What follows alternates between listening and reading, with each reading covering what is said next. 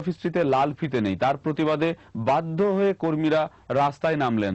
তারা আন্দোলন করতে শুরু করেছেন, অবিলম্বে তাদের অফিসে প্রচুর পরিমাণে লাল ফিতে কিনে দিতে হবে। লাল ফিতে না থাকার জন্য গোটা 1 বছর ধরে কোনো ফাইলেই তারা লাল ফিতের ফাঁস আটকাতে পারেননি। প্রচুর খেটে প্রত্যেকটা ফাইল ছেড়ে দিতে হয়েছে। সারা চাকরি জীবনে কোনো ফাইলেই হাত দেননি, রিটায়ারমেন্টের আগের দিন পেলেন তার জন্য শাস্তি। নিজের ফাইল বার করতে গিয়ে ফাইল চাপা পড়ে দারুণ আহত হলেন সেই সরকারি কর্মচারী। অফিসে ঢুকেই পছন্দসই কাগজ হাতে পান না বলে গোঁসা হয়েছে এক সরকারি কর্মচারীর। আবার হাতে যখন কাগজ আসে সেই কাগজে সবকটা পাতা থাকে না।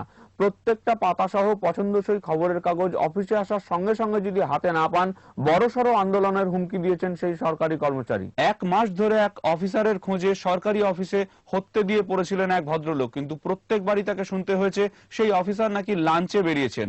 এরপর উঁচু তলায় তিনি জানতে চেয়েছেন সেই অফিসারের লাঞ্চ টাইম ঠিক কখন। আমরা সরাসরি কথা বলবো সেই ভদ্রলোকের সঙ্গে। হ্যালো, নমস্কার। হ্যাঁ বলছি। কখন কখন শুনেছেন এই লাঞ্চে বেরিয়ে যাওয়ার কথা? ওদের অফিস শুরু হয় সকাল 10টায়। 10টায় একে ঢুকেও শুনছি উনি লাঞ্চে গেছেন। আবার 5টায় অফিস ছুটি হওয়ার সময় শুনছি উনি লাঞ্চে গেছেন। আর অন্য কাউকে দিয়ে এই কাজটা হতো না? আরে দাদা, যখনই অফিসে যাচ্ছি সবাই ঘুমাচ্ছে, কাকে কি জিজ্ঞেস করবো বুঝতেই পারছি না। আর ম্যাডামদের কথা বলবেন না, যখনই দেখি সবসময় ফোনই করে যাচ্ছে, কার সাথে যে কথা বলে। অফিসের কাজের জন্যই এক সরকারি কর্মচারী পিয়নকে একটি পেন আনতে বলেছিলেন। কোটেশন নিয়ে অর্ডার সাপ্লায়ারের কাছ থেকে সেই পেন যখন সেই পিয়ন হাতে পান, তখন দেখা গেল সেই কর্মচারীর রিটায়ারমেন্ট হয়ে গিয়েছে। এখন সেই পেন কার হাতে গুঁজে দেবেন ভেবেই কুল পাচ্ছেন না সেই পিয়ন। আমরা সরাসরি কথা বলবো সেই রিটায়ার্ড সরকারি কর্মচারীর সঙ্গে। নমস্কার। নমস্কার। হ্যাঁ, কবে রিটায়ার হলেন? রিটায়ার শুধু অনেকদিন আগে হয়েছি। কেমন চলছে এখন? চলছে, রোজ সকালে উঠা বউয়ের 5 মাস কাটতেছি। খুব ভালো। বলছি, আপনি কি একটা পেন আনতে বলেছিলেন? পেন? হ্যাঁ, সে তো চাকরি জয়েন করার 7 দিন বাদেই বলেছিলাম। সে পেন তো আর পাই নাই, আর পেন পাই নাই বললে সারা জীবন কামও করতে হয় নাই। হ্যাঁ, দাম কত? কত দামের পেন চেয়েছিলেন? তখন তো দাম ছিল 25 পয়সা, এখন শুনেছি নাকি অনেক হবে। অভূতপূর্ব ঘটনা ঘটলো এক সরকারি অফিসে। এক টেবিল থেকে অন্য টেবিলে ফাইল নিয়ে যাওয়ার পথেই ছুটির সময় হয়ে যায়। স্বভাবতই পিয়ন মাঝখানের একটি টেবিলে ফাইল রেখে বাড়ি চলে যায়। ছুটির শেষে পরদিন অফিসে এসে দেখা যায় ফাইল 2 টেবিলের কোনোটিতেই নেই, রয়েছে মধ্যখানের টেবিলে। স্বভাবতই সেই অফিসের বস তদন্ত কমিটি গঠন করে পুরো ঘটনার তদন্ত করতে চেয়েছেন। আমরা কথা বলবো সেই বসের সঙ্গে যিনি তদন্ত কমিটি গঠন করতে বলেছেন। নমস্কার। হ্যালো। ফাইলটা কতটা গুরুত্বপূর্ণ ছিল? কি ছিল সেই ফাইলে? সেটা আমি কি করে বলবো? ফাইল তো আমার টেবিলে নেই, আর অন্যের টেবিলের ফাইল আমি কেন খুলবো? শেষে কেউ মামলা করে দিলে কি হবে? দেখুন তো, কি বিপজ্জনক একটা কাজ।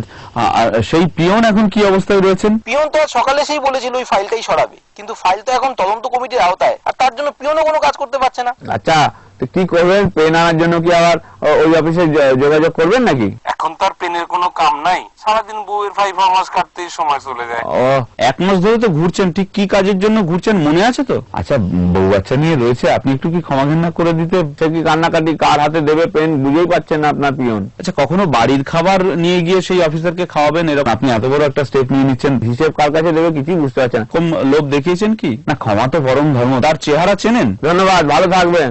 নিউজ ও, নিউজ এন, নিউজ এন। সমস্ত অফিসের এক ছবি, সব সমান, কিচ্ছু করে না। 1 বছর ধরে আমার স্যালারির ফাইলটা আটকা পড়ে আছে, দুটো ইনক্রিমেন্ট হয়েছে, কিছুই দেয় না। ছেড়ে দেব। ছোটবেলা থেকে গুরুজনরা বলেছিল ভালো করে পড়াশোনা কর, একটা সরকারি চাকরি পাবি। এতদিন হলো এখানে চাকরি করছি, কিছুই তো হলো না।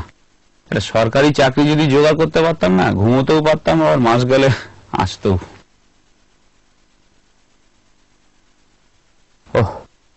বহুদিন ধরে ঘুরছি বুঝলেন, একখানা ফাইলের জন্য 3-3টে চটি ছিঁড়ে গেল। এ টেবিল থেকে ও টেবিল আর পড়াতে পারলাম না, চটি পড়া ছেড়ে দিয়েছি।